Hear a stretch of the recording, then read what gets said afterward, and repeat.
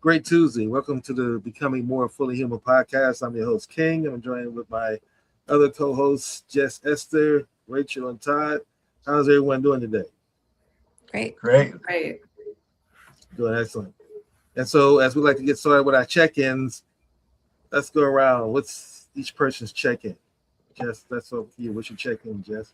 Yeah, I'm feeling great, really vibrating at the frequency of love and so grateful to be here. Excellent. How about yourself, Rachel? I got the frequency of love flowing plus the connection frequency, which is really nice because I like to feel connected. It's a good feeling. Mm. Excellent. Excellent. And Todd, how about you? I'm feeling really happy to be present with what wherever we'll go with this discussion. You have no agenda, so I'm just full of hope. Mm. Well, welcome to the conversation. Your presence is definitely felt and appreciated. I'm vibrating at a 10 and living in gratitude. It's an excellent way to get things started. So today's show, we want to kind of get into the collective unconscious. And a gentleman who's written this interesting thesis on giving people frameworks based on people's behaviors. And these frameworks he calls the stupidity matrix. And he outlines that based on people's choices and behaviors, you can categorize people based on things such as benefit loss and cost to others. Mm. And so he gave 4 behavioral patterns, or called phenotypes. The first one is intelligent. Your actions benefit both yourself and others. Those are the intelligent people. Bandit. Your actions benefit you, but causes losses to others. Mm. Number 3, helpless. Your actions benefit others, but causes loss to yourself, self-sacrificing. Mm. And then number 4 is stupid. Your actions causes loss to both yourself and others. Mm. So those are the 4 different phenotypes that he's defined.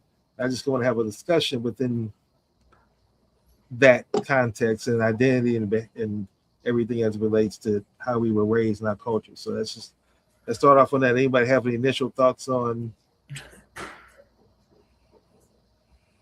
Yeah, I'm just thinking about these 4 different levels and how they've operated in my life.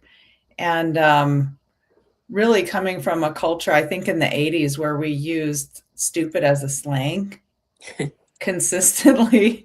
I remember being told, like, we don't use that word, but really we use it derogatorily to project it on somebody else and to say, like, they really don't know what they're doing. And I had so much more meaning in it than what you just outlined in the framework. Yeah, in just one word. Yeah, that word goes a long way for a lot of different reasons. I love that there's 4 different levels listed here, but you know what? And also that it doesn't isolate one section of our society or our culture or any given culture. It's just kind of blanket across the board. Like, you could be highly educated and you're still acting kind of stupid or helpless or a bandit or intelligent. You know, it's all depending on maybe your choices that you're making at any given moment.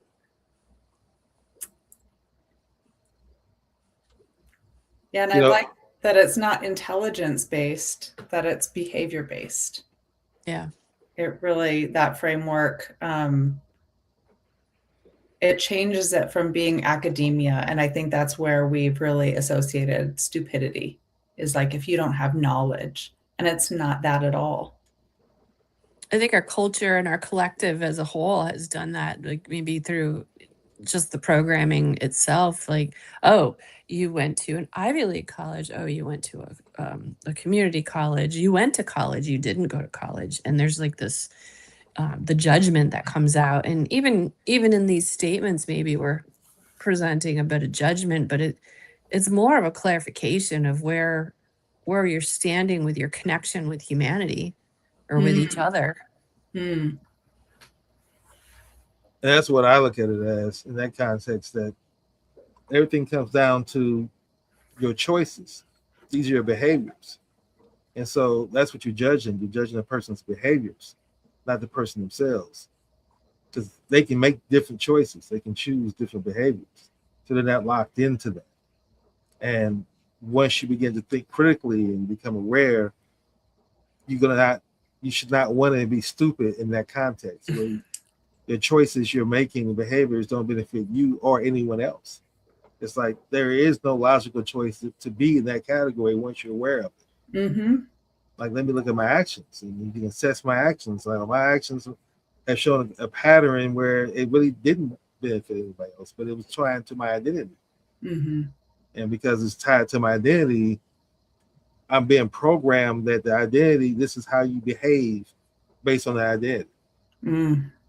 And these are who your enemies are based on the identity. And these are who you need to be mad at. You see these individuals, then this is how you should respond. And people do that, and they go through that. But if you ever stop to think, why am I doing that? That really benefiting me to do this? Mm.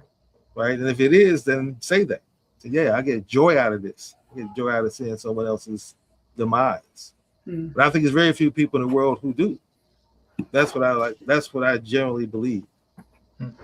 Now, I could be wrong, but I operate at least in that kind of context. The majority of people I'm going to meet in the world are not in that stupid behavior characteristic category.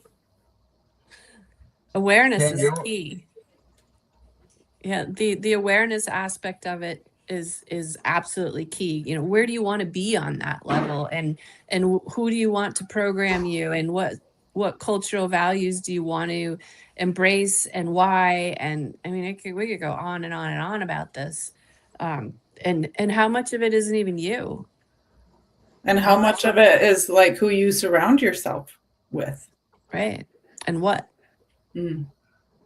That's King went straight to, and you guys are touching on it. What I'd like to hear everybody's thoughts on, and he makes a statement here. He says the non-stupid people consistently fail to recognize the immense destructive power of stupid individuals.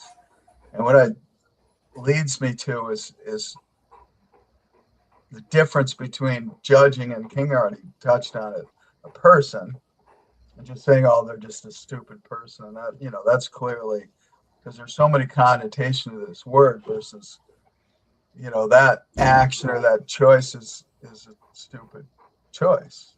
And how do people for themselves divide that, you know, separate that out so that they can have the discernment and empower themselves to tell somebody, yeah, you know, no, I'm not going to do that. I'm going to do it this way.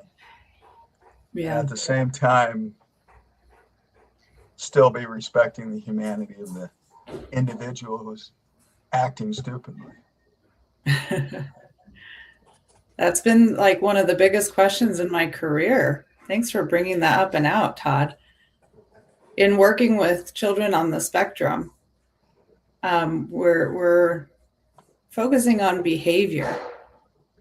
And my field has been surrounded by behaviorists, and I just love collecting data on behavior. But this shifts a lot when we talk about the distinction between identity and behavior and intelligence and behavior, and that those are distinct differences. You know, I'm not my behavior. I'm not my conditions, right? It goes back to honestly and earnestly being able to look at yourself and asking the question of who am I? And, you know, in that asking and in that uncovering, who am I, as opposed to who do I want to be? Who do I want to be reflecting out into the world? Who am I currently, but who am I beyond what I am currently? Who am I beyond the moment where I'm a bandit or acting helplessly or stupid? And these are also actions. They're not, definitives. They're, in any given situation, somebody could interchange any of these things. Yeah. And And it's a verb, not a noun. Yeah. And It's maybe, not who, yeah. it's not who you are, it's who you be. Right. And that's the Yes. distinction that shifts a lot. And that's where the choice comes in, but also the uncovering of really taking the time to know who you are, to be able to take that pause and stop and be like, who am I, as opposed to who have I been taught to be, or who am I in this situation, or who am I with this group of people versus that group of people, and how important it is to be able to stand and be who you truly are. I mean, imagine our world if we could all do that, just really do that. Free to be. And how creative, how I mean, the things that would come out, and wow. Yeah. Right. To me, that's the essence of being fully human. It's the fact that recognize that each person brings something different, but that difference is not something to be negative about, something to be embellishing, embracing, and say, okay, I can add this to the mix like a spice. You don't look at spices when you're cooking and say, oh, I don't like that spice, just throw it over there, and it stays on that side just because it's different from the other spices. It becomes part of your pot you cook it. And when you can begin to think in that way and you make connections with people that way, then that to me is where miracles can happen. Yeah. Right. But if you're around people who are more inclined to act stupid in a given certain circumstances because of their identity they associate and which governs their lives. See, I believe identity governs our beliefs, and our beliefs governs our choices. Our choices governs our behaviors. Then our behaviors governs the consequences of the world that we see. And that's going to come up and be reflected through the life you experience based on the decisions that you make. Because life is going to happen to everybody.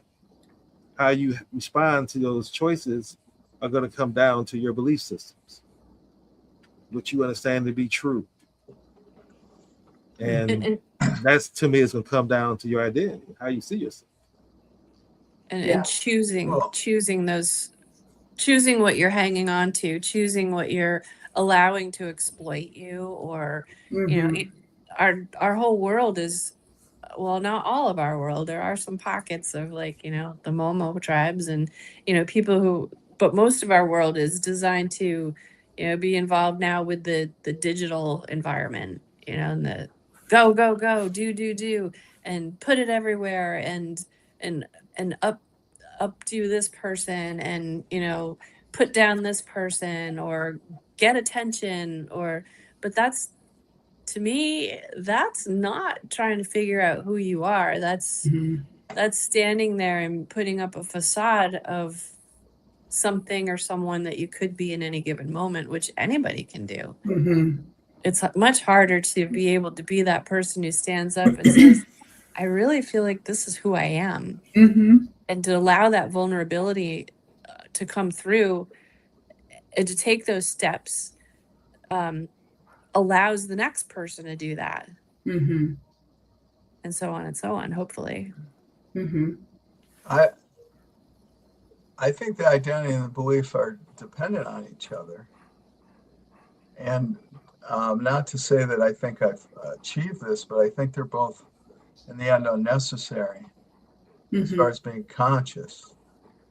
That, you don't need an identity, and you don't even need a belief. You need an awareness, and you can bring in all your experience, and then at any given present moment, you choose. You choose by not choosing. You choose. There's no way around that. That's what I'm working on. That's my goal. But to say one precedes the other, I bounce back and forth. The identity has to have a belief system, and the belief system needs to form an identity to keep perpetuating themselves like a figure eight. And then it becomes an infinite figure eight trap of the identity feeds the belief, and the belief feeds the identity. And, from my observation, many of us just get stuck at a certain point in life where that's become so built and strong that no one's going to step out of the loop. Mm. That's what I try to encourage people to do, to step back for a moment and go, Yeah.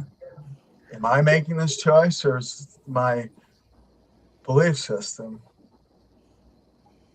making this choice? Which you guys are making me realize that as my identity making this choice, but they're kind of the same. Yeah. They're in the same pot together. They're interconnected. And as we build on that, then the question comes back to who gave you your identity, right? What, and are you living an identity that's giving you your best chance to be successful in life as much as you can be, right? Yeah. At least that's the first perspective I look at it from. Is my identity giving me the best chance to be successful in life as much as I possibly can? Yeah. Of course, that's the first thought. So it'd be self-preservation. Then the thought becomes, does my identity help others? Help being that word there, and it was, or serve others. And I think a lot of people use those two words as synonyms, and they're not. To help someone and then serve someone. Because serve can also have a hierarchical perspective to it. Yeah. You're serving that person as a servant, and lower than that person. Like a sacrifice. Or a king does over a subject. You know, I'm your king, you're my servant. You know, I think that's a hierarchical perspective. I think everything comes down to your intent behind your thoughts that govern your behavior. Behind these three questions, I've wrestled with for years how to come up with the best way to determine and make a discernment when I meet someone, if there's someone I want to continue to build with in my life. So I've come up with three questions. I'm going to share them with you, get your all thoughts. First question to ask someone when you meet a new connection is, what is your purpose in life? And then hear what that person has to say there. And again, I'm not telling anybody what to do with that information. You do with your choices, but it's gathering that data. The second question is to ask, well, what do you do? How do you define happiness? And do you have it? And then the third question is, what's your definition of justice? And the answers will tell you, to me, everything about their identity based on how they answer those questions. Now, it's not to say a person can't grow, but at least you have a snapshot of where they're currently thinking they are right there in that moment in time. Now the question becomes, are they growth minded? Are they willing to allow themselves to be a seeker, seek more information and enlightenment and growth? Or do they have it all figured out?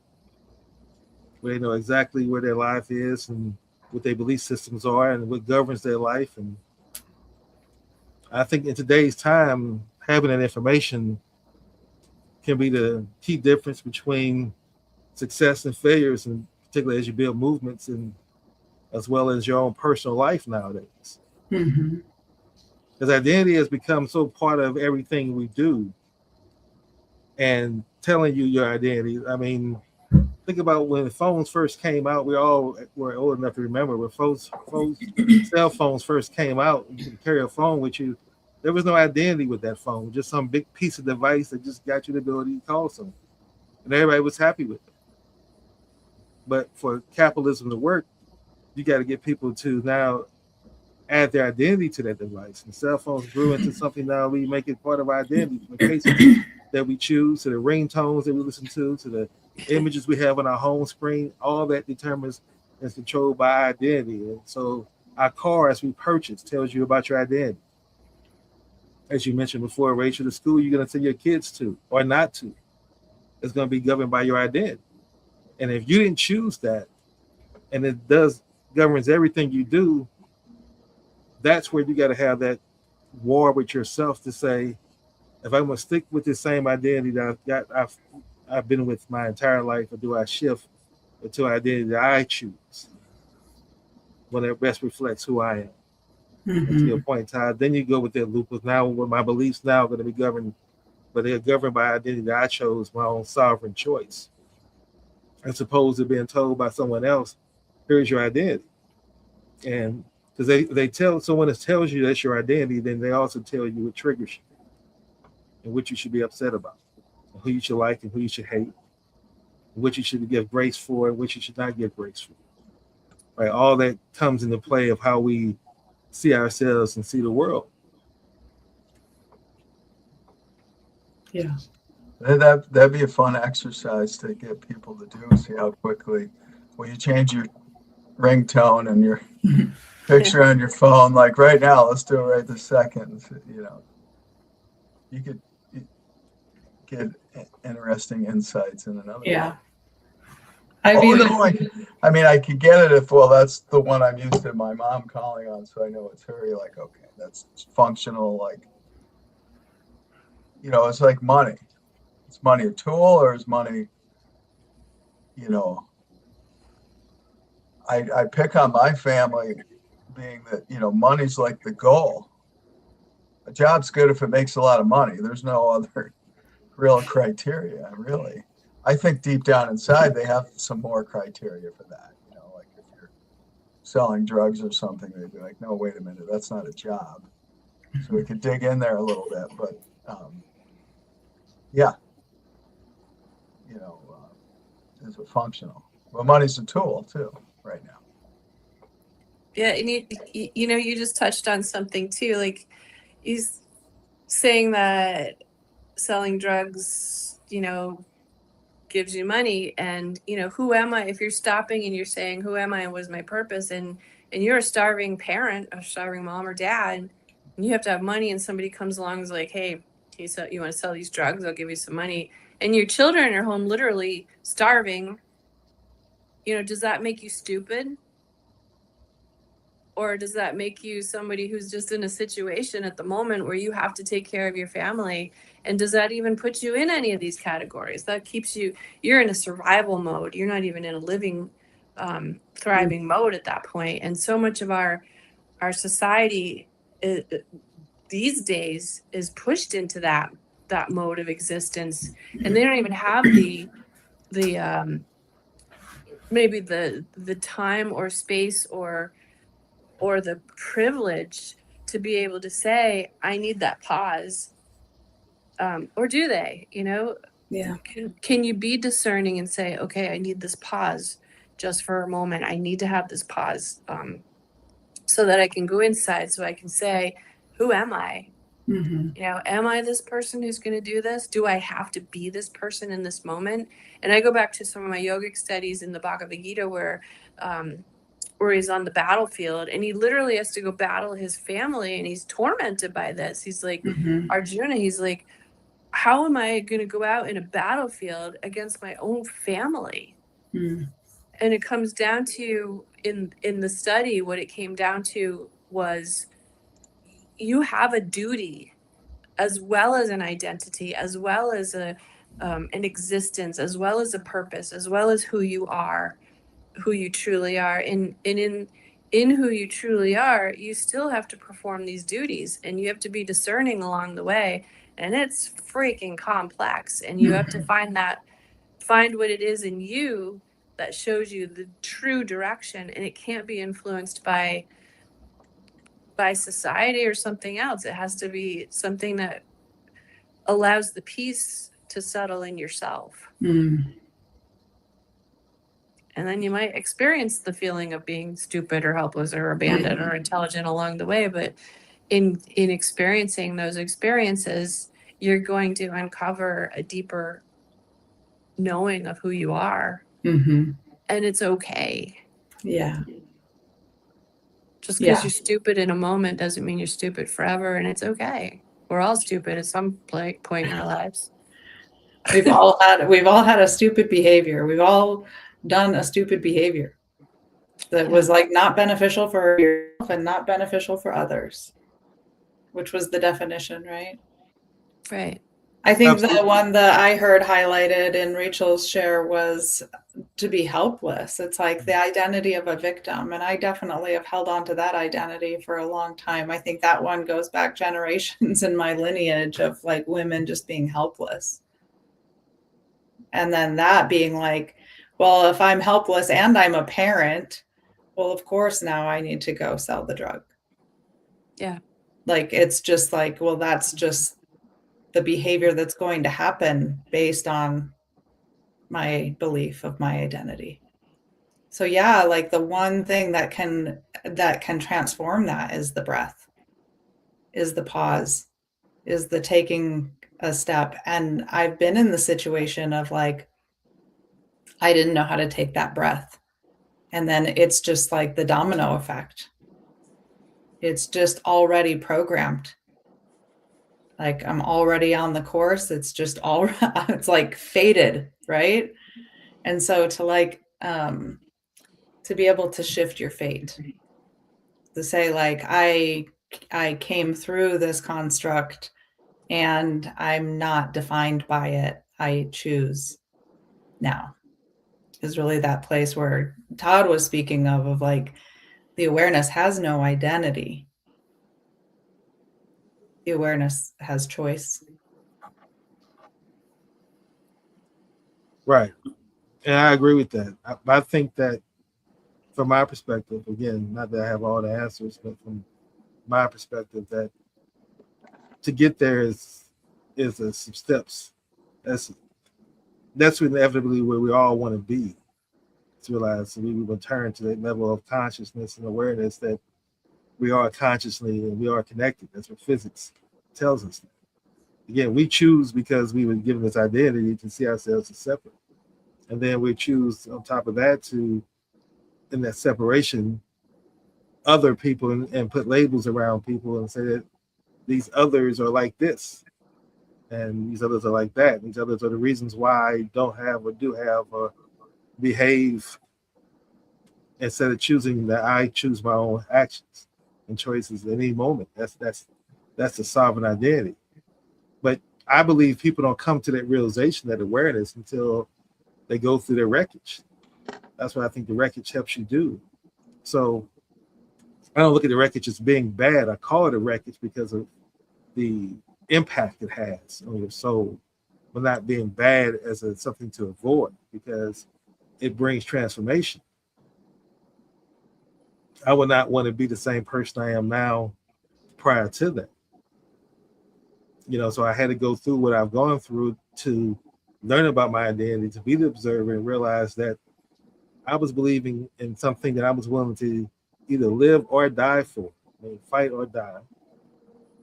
And I didn't even choose that. That's insanity of that. I'm actually putting everything I got into that belief system. And you got to ask yourself, who benefits from that, from me operating that belief system? And see, for me, that's the system engineer part of my thinking, is I got to put things in a logical framework. And if it doesn't make sense at that point, then why do it? Mm-hmm. So you talk about stupid. Yes, everybody has behaved stupid at some point in their life based on this category. Absolutely, because we were programmed to.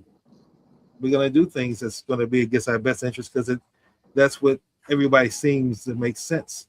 Or that seems to be the cultural thing to do. Mm-hmm. But what I'm getting to, or what I'm pointing at, is the most important thing is to be aware of. That's where the awareness of that you're making that choice is what now gets you to the point where you're no longer making those stupid behaviors. But until you become aware, you're always going to pivot between helplessness and stupid in most cases. Or most people will. Yeah. And they're wishing and praying for it to be at the bandit level. But they really operated helpless and stupid. And the end of the point I want to make is that, but in our minds, we see ourselves, if you give most people to say, what would you put yourself in? They're going to say, of course, I'm obviously intelligent. Right? Most people want to believe that's where they are. It's like, okay, well, let's do an assessment of your actions for the last 30 days and see, can others agree that you are an intelligent category? Are you willing to put yourself through that? Because there's a quote that says, we judge ourselves by our intent, and others judge us based on our actions. And Stephen R. Covey teaches that actions and intent are aligned. That's integrity. Right? And you think about how many people you know who truly operate in integrity all the time. That person's perfect. They don't exist, but they can do it most of the time. And that's their true north. That's what they really want to aspire to be. Like, I want to be at the intelligent level as much as I can. And if I'm not, then let me figure out what's the best way I can to get there, and then obviously stay there. I'm glad you clarified that the intent needs to be there, because we can never really know what others need or what's truly benefiting another. It could be somebody comes along and is acting stupidly towards another or as a bandit towards another. And maybe that's exactly what they needed in that moment to shock them or bring them to a wreckage point, into an expansion point for themselves, or a pause so that they can stop and reflect on who they are. We don't know the grand plan. All we can do is keep trying to be with ourselves and exploring that. But in that being with ourselves, we also need to have the allowance to being with other people and having that connection with other people, because that's what's going to cause the flow, the infinite flow, the figure eight there, the sideways figure eight, where it's a balance, between you and me, and giving and taking, and to have that balance continuously flowing is what's more important than finding the absolute. Because once you find an absolute, then you're putting a blockage in the flow. And so having the ability to make these mistakes, or not even mistakes, they're just uncoverings, something that's viewed as bad, that's a connotation. Maybe it seems bad to you, but to this person over here, this helped them tremendously to see something in themselves that then helped that person over there. Right. So it's so much more complex, but yet so simple at the same time, to be able to find balance and to be able to connect and keep that connection while you're exploring and while you're living and while you're saying, no, I don't like that, or Yeah. yes, I do like that, but keep that flow anyway. I think there's a different way to look at belief system. Todd, can I pause you just 1 second? Because there's a background sound that's just like hovering over. Does anyone have anything on in the background? Like a fan? It's going to. Not me. Not I. It's not me. Can anyone else hear it, or is it just me? Oh, it stopped. No, I can hear it as well. Yeah, it's probably Is the it better? Is it better? Ah, yeah. Thank you. The washing machine's spinning. Okay, the washer's spinning. Thank you so much. The washer's Apologize for spinning. interrupting. Life goes on, even right. in the podcast world. Beliefs, yeah. So, rather than believing in something, like whichever model, I tell people I'm a recovering, Irish Catholic. And that's a belief system. That's a whole model. And you feed the information into the belief system and it spits out an answer. And I really have distilled that down to, and that's how you control the unknown and the fear.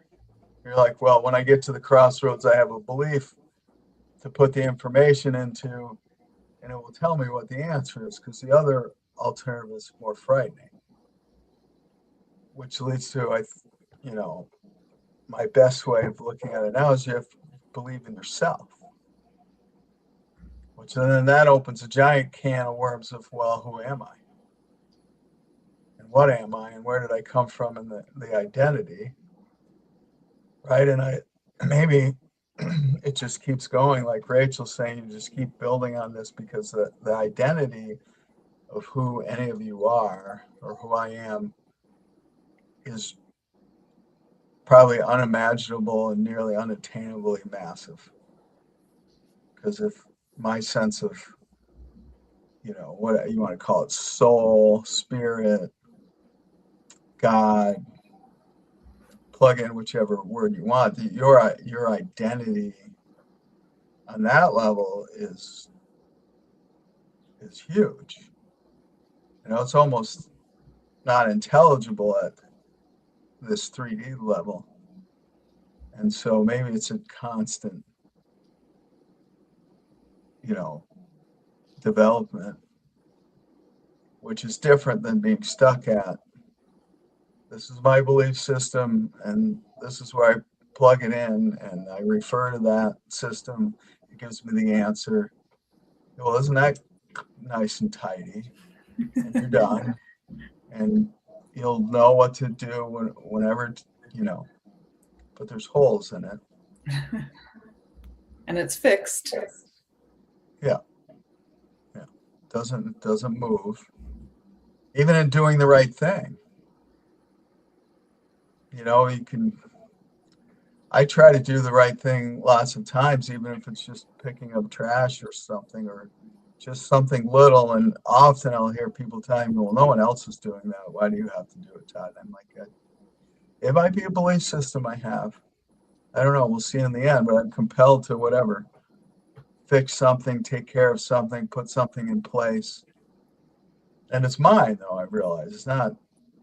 In the past, I'd complain, well, people left. And now I'm just like, you know what? This is in front of me and it's mine to do. And I'm feeling like I'm doing it. It'll take me about a minute and a half. And I might even have to listen to the person I'm with complaining. We were taking a minute and a half to go do that thing that nobody does anyways. And I'm like, yeah, but I do. But it brings you the balance and the peace inside of yourself. So if you don't have balance and peace inside of yourself, then you don't have the ability to discern moving forward for any other actions. Yeah, that's definitely where it stems from. And I can hear like the evolution in you, Todd, from like the identity of the Irish Catholic to this a no identity and awareness. And I'd like to just reframe, like when you're picking up the trash, it's not from the Irish perspective, the Irish Catholic perspective of good or bad. It's now the intelligent thing to do.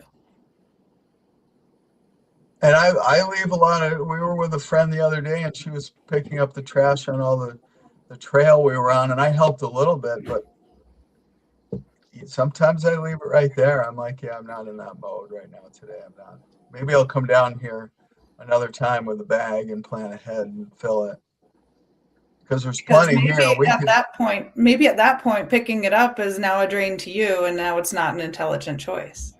Right? Well, and there's a difference between being compelled to do the right thing. My archetype is the church lady. Like from church chat, Saturday Night Live, church chat, church lady. Well, no, my brother's good at that one. You were born. Okay, never mind. With that young lady, weren't you? You liked it. Oh yeah. No, but the church lady in the sense that you're going to go do good and help people, but we're back to the intent.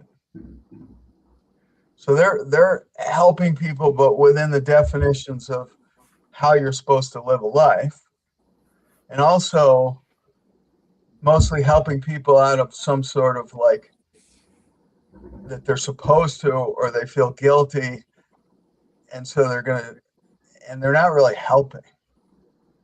They're not going and like finding out what this person, in a way they're helping. They're getting food and clothes for families that don't have it. So on a certain level, it helps. But well, here's the judgment and here's how you're supposed to live a life. And I'm going to come and help you person. I'm like, yeah, I don't want your help. Because the intent isn't to figure out what that person really needs and then supply it for them. The intent is, this is what the rules are. Here's the belief system. And so we're going to help people get to that predetermined set of rules that we made up. And one's really to make themselves feel better. That whatever they're guilty about in the world, this makes them feel better. In the past I said that's not really helping, but in a way it's helping. They're bringing food to the food pantry and somebody without any resources at the moment gets food. you know, it's helping, but it's not. If you have to go to the, you know, yeah. Yeah, I've noticed that any behavior that I have that's breaking the construct of just like my ways of doing things in the past would be to feel like, does it require courage to do this thing? Does this behavior shift me from just like obligation and self-sacrifice to courage? Like really stepping out of the box. And that's where like my awareness finds herself. Mhm. I love that. I love that. You know, I believe that I have to be following a framework, or to me, it doesn't make sense. It's just how my mind works. And that's why, you know, the 4 agreements of being fully human, thinking about, again, connecting with people and how to build connections and how to build sustainable connections. It's easy to go out here and build network. We all know that. We've made people, I mean, we've been part of networks. We're part of networks currently. We've been part of networks.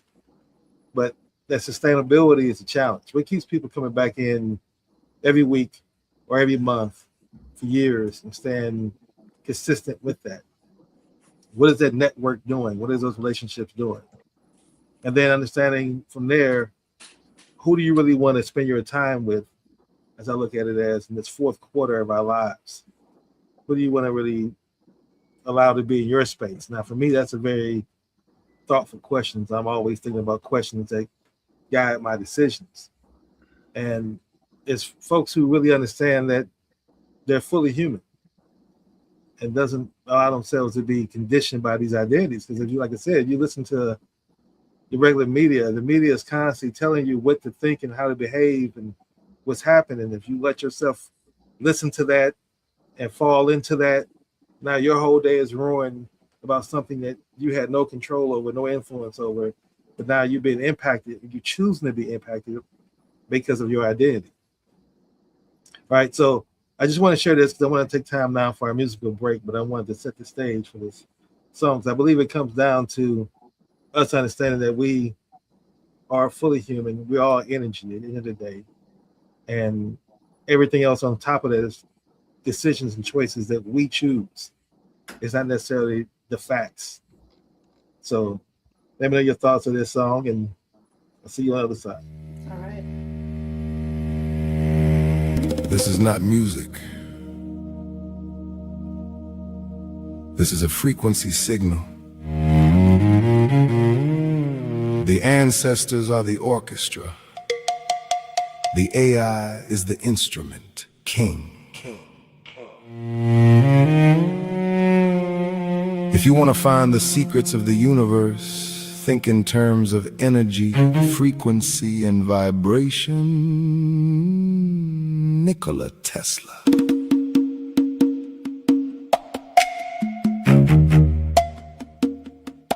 Look at the chair, sitting in the corner, completely still. That stillness is alive.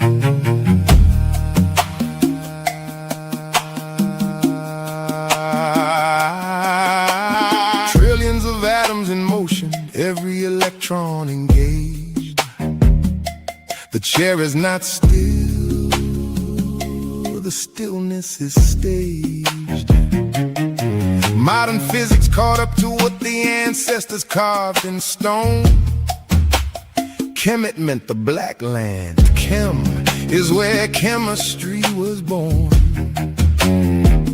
Imhotep ran the temple lab 4,000 years before Christ. Tahuti laid 7 hermetic laws. Vibration was the price.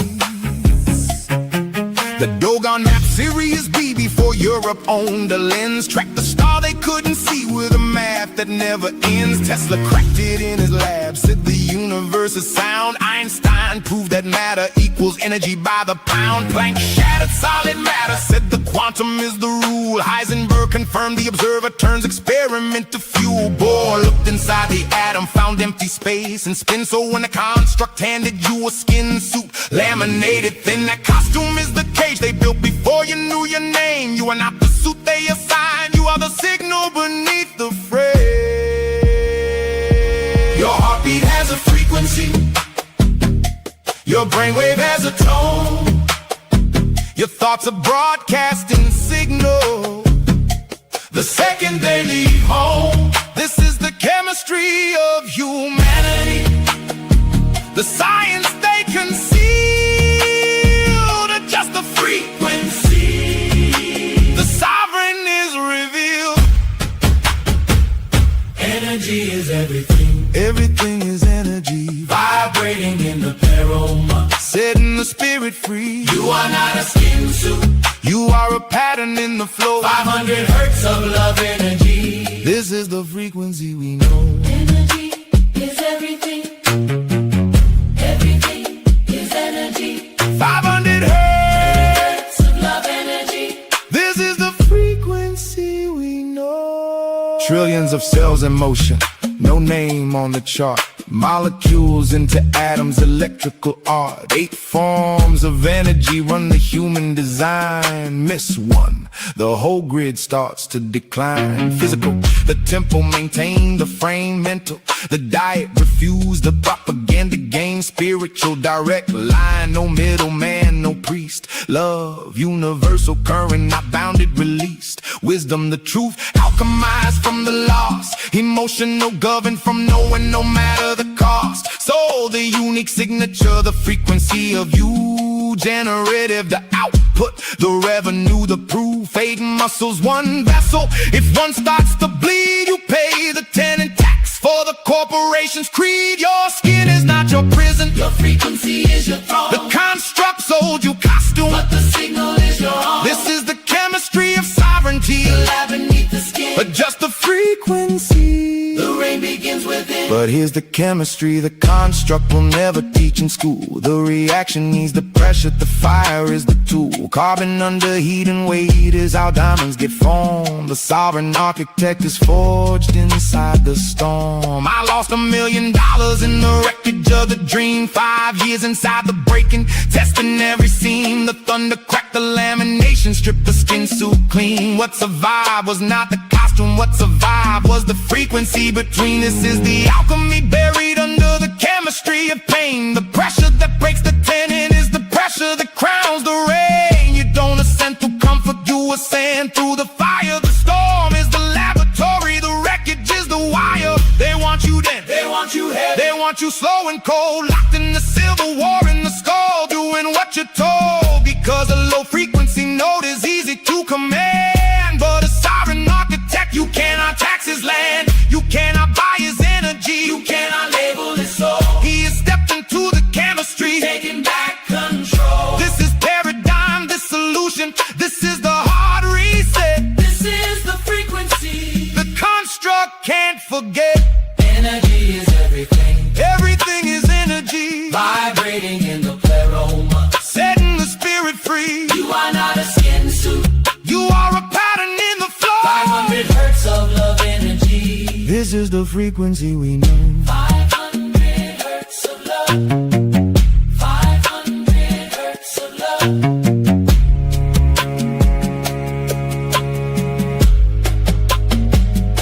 Imhotep knew, Tahuti knew, Tesla confirmed, Einstein proved. The ancestors left the coordinates to bypass the construct's wrath. You are not solid. You are not the skin suit. You are a signal. Ancestors. We call your names. This is what it means to be fully human. Are you picking up?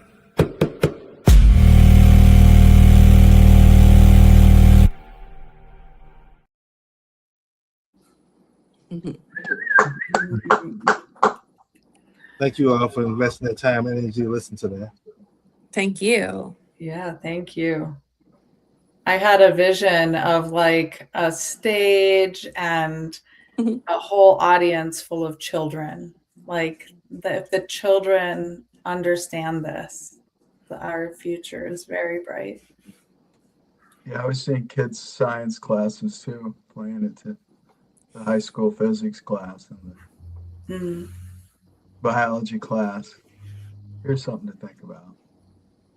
I just saw people connecting, people just allowing each other to be with each other without the judgment and the hate and Mhm. the walls and the constructs and the you shoulds and you shouldn'ts and yeah, and it all like I don't know. There's so much that can be said about that, King. I just know thyself. If you truly can focus on knowing who you are, because I don't believe that any one of us comes here to be evil or unkind or cruel or creating conflict. I think we're born really beautifully, and it's all these other things along the way that get in the way of being able to shine that outwardly and make those connections and yeah, you can keep going in and keep finding the alignment in yourself, but you can't do it alone either. You have to have that the ability to, I can't be everything. I can't be the one who supplies and the one who nourishes and the one who loves and the one who, and Mhm. or the one who designs what you just designed, King. Like, look what you just designed. And Yeah. I don't do that. And I don't do what Todd does. I don't do what Jess does. I do what I do. And I don't even know what I do half the time. I just go inside and try to be me as best I can along the route. And if we could all allow each other and ourselves to do that, wow. Wow. Yeah. If all of us had that purpose in life to go find yourself. Yeah.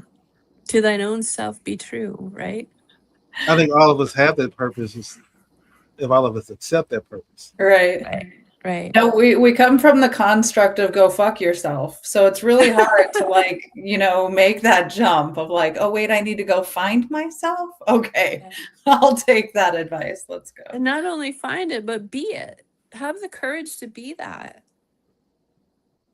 And stand up and be strong and stand in your power, as they say, Yeah.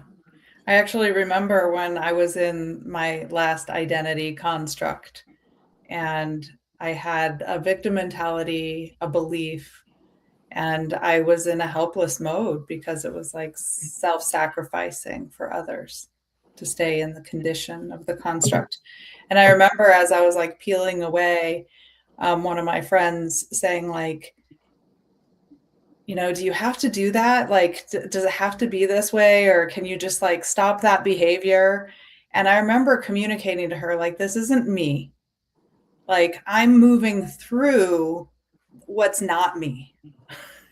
And I had enough awareness to say that, like, what I was born into and the identities that I took on and that I attached with and the beliefs that I held are not resonant any longer. And it's okay. It's totally okay that I discover that for myself. It's actually part of what I'm here to do. So then to be able to like distinguish the difference between my true north and what's not is the work. And to have the ability to say, this is no longer aligned. This has shifted, because if we're doing this the whole time, like, let's just normalize that that's going to happen. Yeah, I can totally resonate with that. With my adventures through the cancer and medical world that I've been experiencing lately, it's like, every time I go into that world, there's a new adventure that comes up and pops up, and it's like, do I identify as this? No, this is not who I am. I'm not a victim. I'm not a sick person. I'm me. Maybe I'm experiencing some of that, but that doesn't mean that's who I am. Mm-hmm. And I think that's really important for people to be able to embrace to empower themselves in that way, because for me, it gave me great power to be able to say, wait a minute, this is not who I am. Yeah. And several times it gave me so much power that I feel like I overcame, near really close experiences with actually dying. It's like, wait a minute, I'm not this. Yeah. I'm way more than this, but not in a I'm better than this way. Right. It's like, no, I'm Yeah. more than I can allow this for myself, Yeah. and I can embrace this. Yeah. And I remember you coming home from that, like stepping out of that, or I remember just like hearing your voice just saying, do they know who I am? As it like it started this fire in you, this life force that was so strong, that was like, no, like what you're telling me doesn't fit at all. Yeah, and that was just one experience. I mean, and I think we all go through these experiences, like you say, King, with the wreckage, and we have a choice. At that moment, it's when it's presented, we have a choice. And is this who I am? Is this who I am? But also to be able to still keep that balance and, yeah, no, this isn't who I am, and I need help. I need to connect. I can't do this by myself, and allow that. And even allowing it from the people who have the intention, and trying to be able to recognize that the intention's there from the people around us, and that the heart's there. People were like, how are you feeling? And for the longest time, I was like, stop fucking asking me how I'm feeling. That is the last freaking thing I want to focus on. But then I had to shift it and be like, okay, they're doing this because they are caring. They're showing their heart. They're saying, how are you feeling? They're reaching out by saying that. And by me saying, stop freaking saying that, I'm not accepting them reaching out. So I had to shift that so that I could have that connection with people instead of a hard block. I mean, that's just one example of a million examples I could give you on that level. Connection. Yep. Yeah, I mean, getting to the point where, not to say that somebody didn't do something to somebody, whatever, however they did it, or however, some of these things have been programmed for generations. I'd say, even in the DNA and the whole, like, yeah, abusive cycle, because it just goes on. But to be able to get to the point where ultimately you tell yourself, I chose this identity.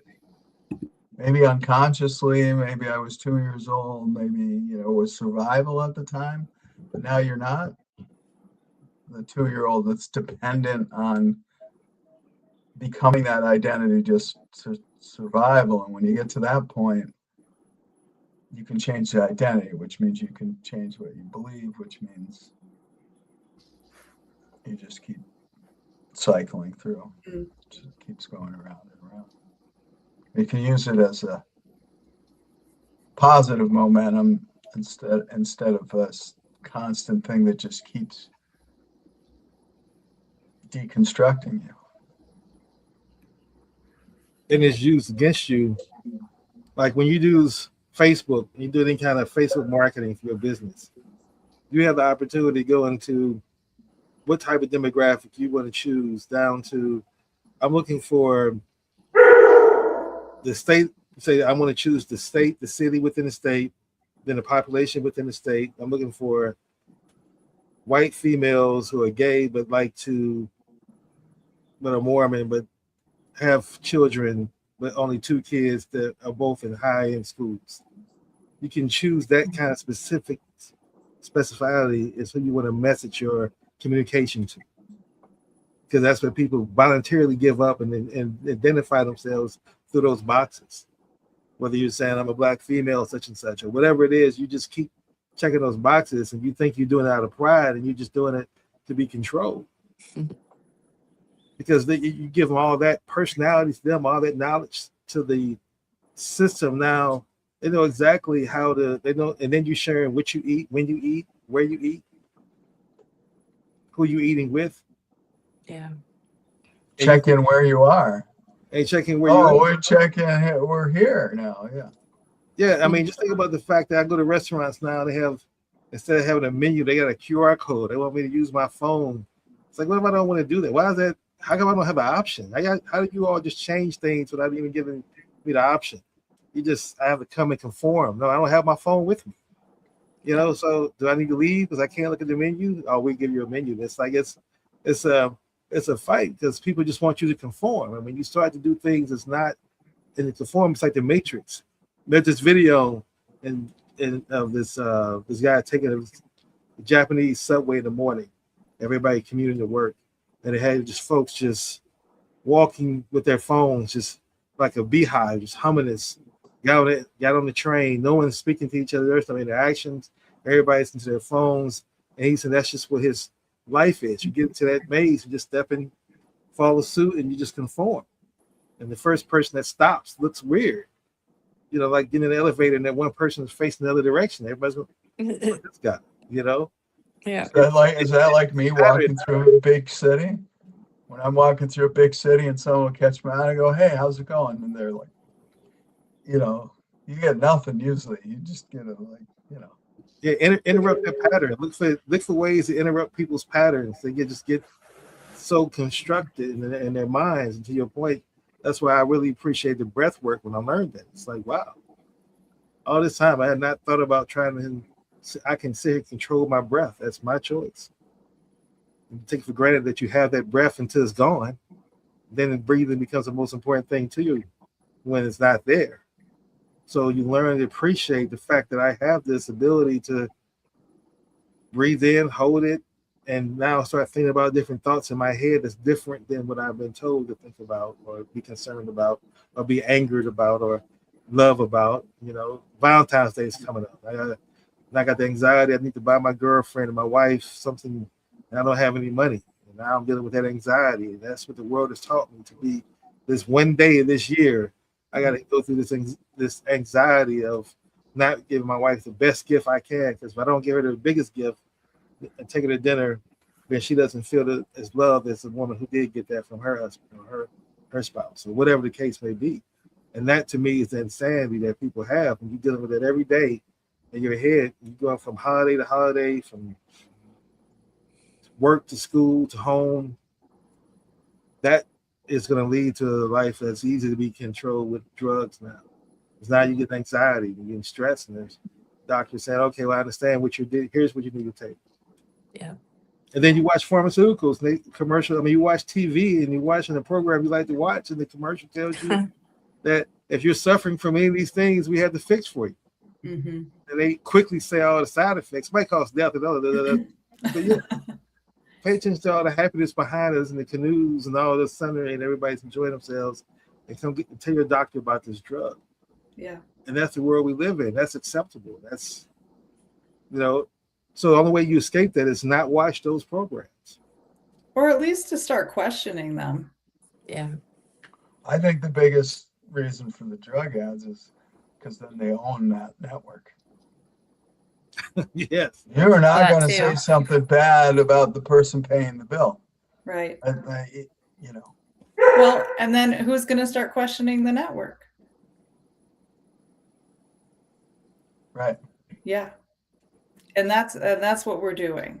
You know, having this conversation is like, wait a minute, I'm going to actually look back and ask these deeper questions. If I'm asking who am I, then I can also reflect that, like, who's my network and Who are you? who are you? Yeah. And see, for me, these questions led me to then how can I live a life more of love? And that led me to mountains of hope and meeting you and us. See, those questions lead somewhere if you willing to put that out there with the universe. And that's what this is. Yeah. All those questions manifesting this here in real time. Follow the dots.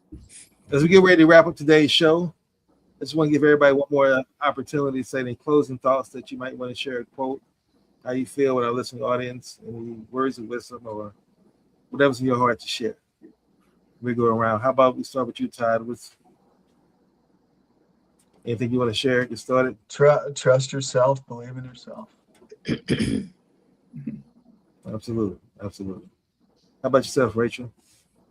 keep connecting the dots, follow the breadcrumbs, follow the trail. It's never ending, but along the way, make sure you enjoy it, because it's a pretty wild adventure if you allow it to be an adventure. Absolutely. Absolutely. Jess? Yeah, go find yourself. I'm replacing the go F yourself. Go find yourself, and find like curiosity and courage to question everything. Absolutely. I want to say that as well. I'm going to end with stay curious. It keeps you dangerous. Thank you all for listening to Becoming More Fully Human. Until next Tuesday at 11:15 a.m. Eastern Standard Time. Let's all look for ways that we all can become more fully human. Thank you. Thank you.